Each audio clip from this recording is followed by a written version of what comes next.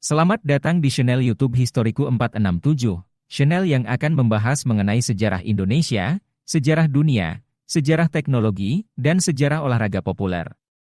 Anda juga dapat menemukan penjelasan lebih lengkap di website kami yaitu historiku.com. Klik link yang sudah kami siapkan di deskripsi di bawah. Sebelum Anda menyimak penjelasan materi dari kami, siapkan minuman, makanan dan buang pikiran terhadap mantan Anda pada tempatnya.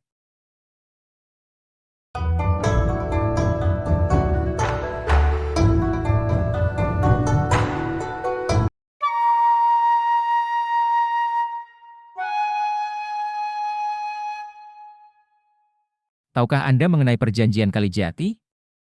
Yaitu perjanjian yang dilakukan di daerah Kalijati, tepatnya di Subang, Jawa Barat. Perjanjian tersebut dilaksanakan pada tanggal 8 Maret 1942. Dengan disahkannya kesepakatan tersebut, dimulailah penjajahan yang dilakukan Jepang terhadap Indonesia.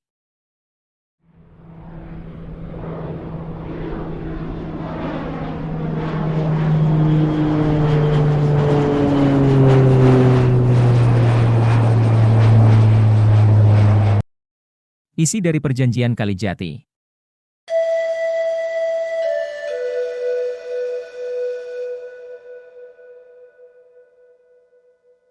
Jepang diwakili oleh Jenderal Hitoshi Imamura.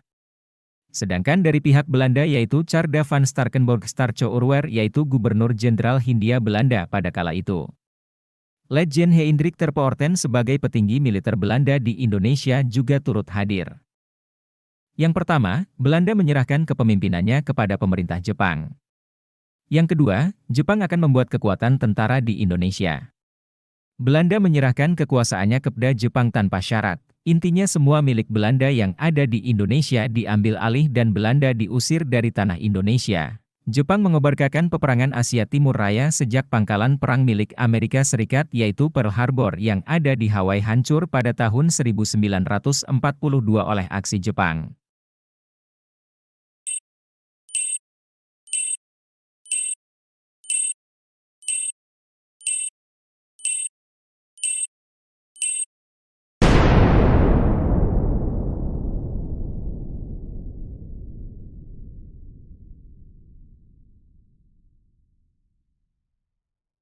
Untuk mendapatkan kekuatan tambahan Jepang melakukan ekspansi ke negara sekitar salah satunya Indonesia sebagai tempat tujuan utama.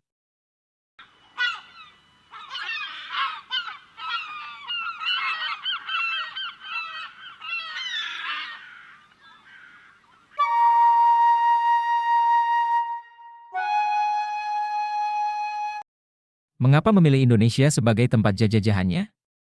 Yang pertama, Indonesia secara historis menginginkan kemerdekaan yang sudah lama dijajah oleh Belanda, maka dari itu Jepang akan mudah masuk menggunakan politik propagandanya. Yang kedua, Indonesia memiliki sumber daya alam yang luar biasa, hal ini akan dimanfaatkan oleh Jepang untuk memasok kebutuhan selama perang.